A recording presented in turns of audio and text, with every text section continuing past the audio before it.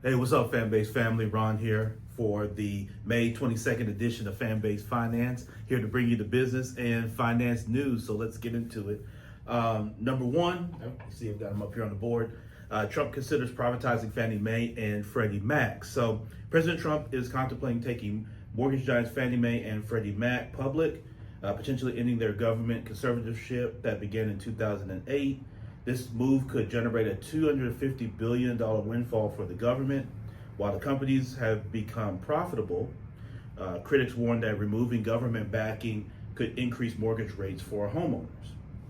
Number two, and just this morning, the House of Representatives passes the One Big Beautiful Bill. I'm sure there are a lot of creatives there that came up with that. The House has passed the One Big Beautiful Bill, a comprehensive legislative package featuring tax cuts, spending adjustments, and program overhauls.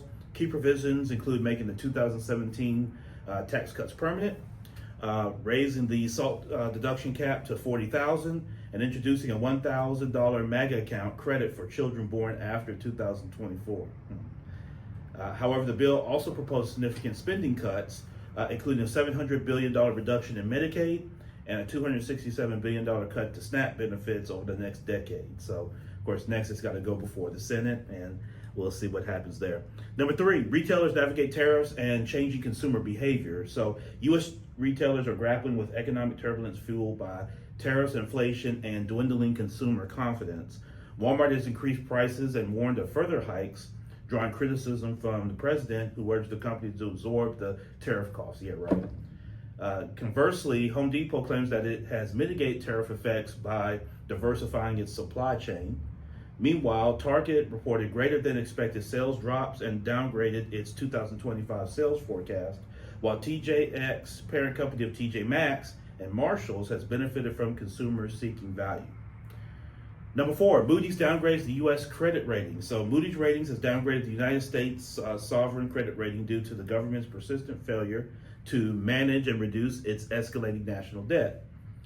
This development negatively impacted U.S. stock market futures and the value of the dollar, contributing to a significant decline in global stock markets, which leads me to number five, stock market volatility amid economic concerns. So on May 22nd, U.S. stock futures were relatively stable following a significant drop in major indexes the previous day due to rising bond yields and deficit concerns.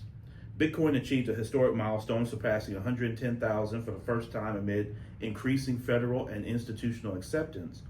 Additionally, AT&T announced a $5.75 billion acquisition of Lumen Technologies mass markets fiber business, aiming to expand its fiber network across 11 states.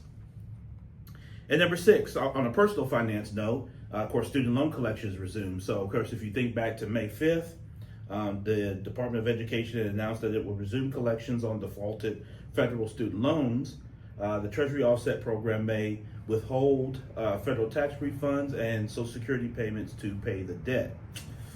It's going to get serious out here for sure. So that's our news updates for the week. One last final thing. I want to shout out my middle daughter, Tatum.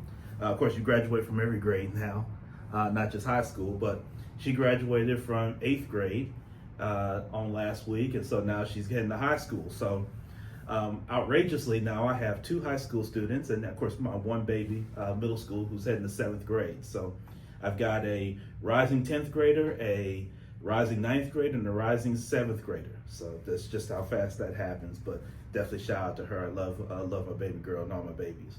And so my wife and I did it big for her last week, and we'll continue as we spend money for summer camps. So that's the news. Shout out to everybody here in the room. Hope we're enjoying the conversation. Let's get back to it. Fanbase Finance.